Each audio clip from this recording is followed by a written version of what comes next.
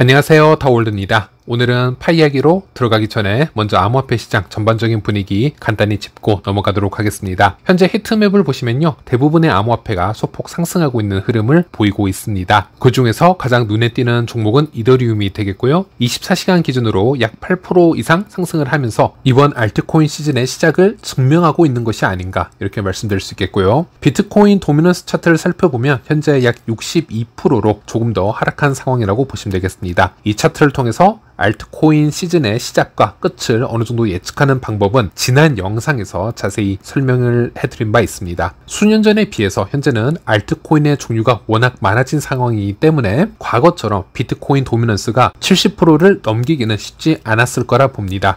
그래서 이전과는 달리 이번에는 비트코인 도미넌스가 65%까지 도달을 했다가 현재는 점차적으로 하락하는 추세를 보여주고 있는데요. 이 하락세가 지속이 되어서 도미넌스가 60% 아래로 내려간다면 본격적인 알트코인 강세장이 시작이 되었다, 이렇게 판단을 할 수 있겠습니다. 그리고 우리가 여기서 추가적으로 몇 가지 더 생각을 해야 되는 부분이 있습니다. 비트코인이 전고점을 뚫고 있지를 못하고 있는데요. 10만 5천 달러에서 11만 달러 사이가 엄청난 저항 라인이 있지 않을까 지금 예상을 해보고 있고, 일단 이 위를 다 뚫어내고 나면 더 이상 저항 라인이 없고 비트코인이 신세계로 가는 상황이라고 할 수 있겠습니다. 파이어 차트를 보시는 것처럼 비트코인 매물대를 여기서 확인할 수 있는데, 비트코인 현 가격 위로는 촘촘하게 매도 라인이 형성되어 있는 것을 살펴볼 수 있고요. 여기서 그나마 긍정적으로 볼 수 있는 것은 비트코인이 이 저항 라인을 계속 두드리면서 이 라인 자체가 조금씩 약해지는 모습을 확인할 수 있습니다. 파이어 차트에서는 흰색 라인이 가장 두터운 매물대라고 보시면 되겠고, 이 색깔이 점점 진해질수록 약한 매물대라고 보시면 되겠습니다. 그래서 이 저항 라인을 계속 두드리다가 뚫어버리게 되면 비트코인이 다시 한번 크게 상승할 수 있는 찬스가 생길 수 있다라는 것이고요. 그 시기에 비트코인 도미넌스도 다시 한번 상승할 수 있다, 이런 옵션도 생각을 해보고 있습니다.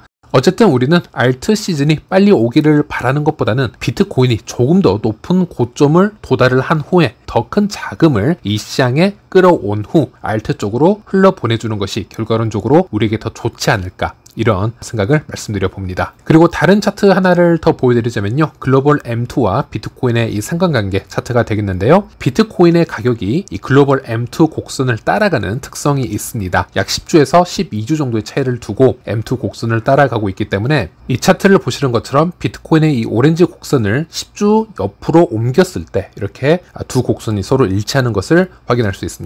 그 관점에서 보았을 때 현재 글로벌 M2 곡선이 역대 최고치를 달성하고 있습니다. 그만큼 유동성이 크게 풀리고 있다는 얘기가 되겠고요. 그래서 이론적으로 보자면 비트코인도 이 신고점을 따라서 달성할 확률이 매우 높다, 이렇게도 얘기를 드릴 수 있겠습니다. 그러려면 비트코인이 이 전고점을 돌파를 할 수 있어야 이론적으로 맞겠죠. 그리고 현재 전체 자산 이 시총 순위를 보시면요, 비트코인이 이제는 구글을 제치고 전체 순위 6위에 올라와 있는 것을 확인할 수 있습니다. 이제는 아마존과도 엎치락 뒤치락 하면서 사실상 비트코인보다 앞서 있는 대기업으로는요, 마이크로소프트, 애플, 엔비디아 정도만 남아있다라고 보시면 되겠고요. 이것도 결국 시간 문제일 거라고 보고 있고, 비트코인이 앞으로 다투어야 되는 이 시총 싸움은요, 결국 금이 될 것이라고 예상을 해볼 수 있겠습니다. 이런 경우 비트코인을 쫓아가는 알트코인들의 경우에는 시총도 비례적으로 상승할 것을 우리가 예상을 해볼 수 있겠고, 참고로 이더리움의 시총은 전체 33위로 이미 코카콜라나 알리바바보다도 더 높은 시총을 가지고 있는 것을 볼 수 있습니다. 현재 이더리움의 가격이 너무나 부진한 상태였는데요, 이더의 가격이 지속적으로 상승을 하고 있기 때문에 이 순위도 급격하게 오르지 않을까 예상을 해볼 수 있겠습니다.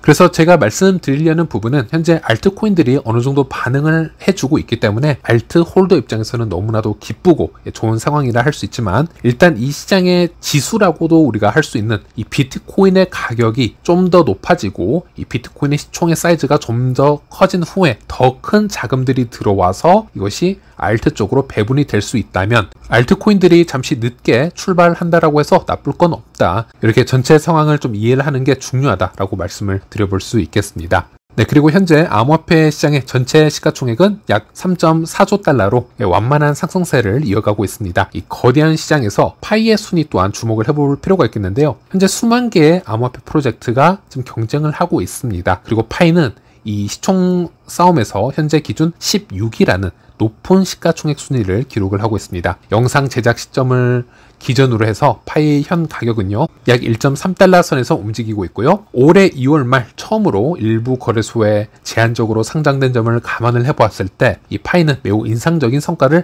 내고 있다라고도 말씀드릴 수 있겠습니다. 초기 상장 당시에는 시가총액 기준으로 트론에 이어서 11위까지 오르면서 한 달 가까이 그 자리를 유지하기도 했었는데, 이러한 흐름을 고려했을 때 파이가 올해 안에 탑 10에 진입하는 것이 첫 번째로 현실적인 목표가 되어야 되지 않을까, 이런 기대를 해볼 수도 있겠습니다. 네, 그리고 최근 일주일 동안 이 파이 성적표를 보자면요, 파이가 시총 100위권 코인 중 가장 높은 상승률을 보여줬습니다. 약 130%에 가까운 상승률을 보여주었는데, 자, 하지만 이것을 최근 석 달 동안 상황으로 보자면요, 조금 다르게 보이고 있습니다. 시총 100위권 코인 중 최근 90일 동안, 석 달 동안 상승률을 보자면 가격이 가장 많이 빠졌던 코인 중 하나로 나오고 있습니다. 상장 펌핑에 의해서 고점에 물렸던 분들도 많았을 것이고요. 펌핑 고점 대비 지속적인 하락이 이어졌기 때문에 커뮤니티 분위기가 상당히 좋지 않았음을 이 데이터로도 충분히 짐작을 해볼 수 있겠는데, 자, 하지만 여기서도 희망을 보자면 알트코인 시즌이 제대로 시작이 될 때쯤 상당히 저평가되어 있는 코인 중 하나로 해석을 해볼 수가 있기 때문에 상승폭의 여력이 다른 코인에 비해서 좀 더 남아있다라고도 분석을 해볼 수가 있겠습니다.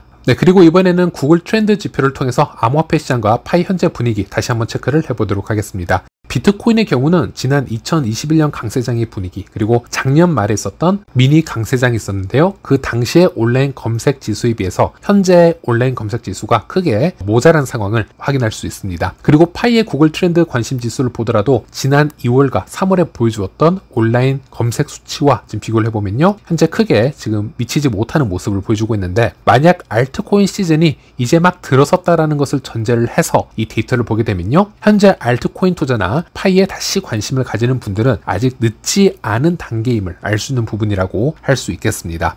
네, 파이 4시간 봉 차트 한번 살펴보도록 하겠습니다. 0.6달러에서 1.3달러까지 도달을 하는 과정을 보면요, 위아래로 급격하게 움직이는 모습을 확인할 수 있습니다. 순간적으로 1.7달러까지 상승하기도 했고요. 여기서 바로 1달러까지 내리꽂는 모습을 확인할 수 있었는데, 자, 이런 변동성 덕분에 OKX 거래소 기준으로 선물 시장을 한번 보면요, 위아래로 청산량이 크게 나온 것을 확인할 수 있습니다. 그래서 지금 시점에서는 선물 투자를 원하시는 분들은 고배율 투자보다는 좀 저배율로 투자를 하시는 걸 권유를 해드리고 있고요. 현재는 롱과 숏 가리지 않고 상당히 리스크가 있는 기간이다, 이렇게 말씀드릴 수 있겠습니다.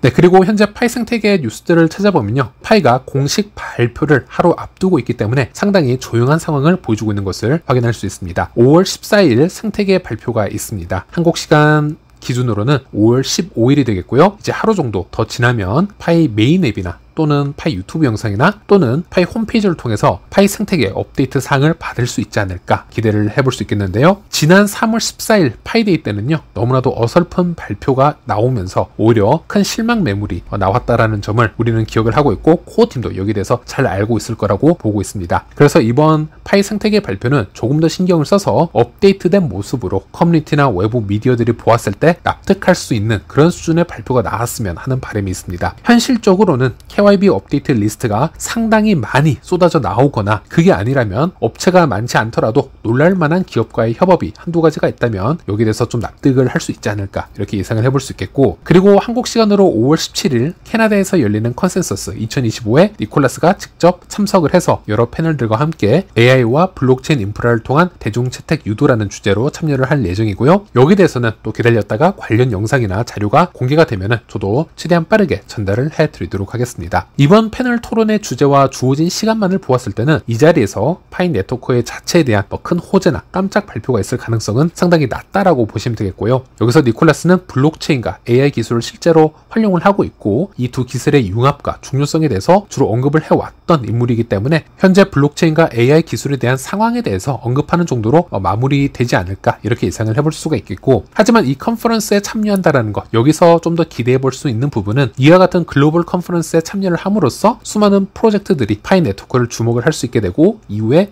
실질적인 파트너십으로 이어질 수 있다라는 점이고요. 이러한 연결고리들이야말로 진정한 호재가 될 수 있겠습니다. 그래서 진짜 흥미로운 파이 관련 뉴스들은 아마도 내일부터 본격적으로 나올 가능성이 높다, 이렇게 말씀드릴 수 있겠습니다. 그래서 오늘까지는 파이 생태계가 비교적 조용할 것이고요. 오늘은 전체 암호화폐 시장 분위기나 알트코인들의 이 상승 흐름을 함께 살펴보시면서 파이 흐름도 한번 예측을 해보시는 것, 이런 부분에 초점을 맞추는 게 오늘의 토픽 정도가 되지 않을까 말씀드릴 수 있겠습니다. 네, 다음 영상에서 다시 찾아뵙도록 하겠습니다. 시청해주셔서 감사합니다.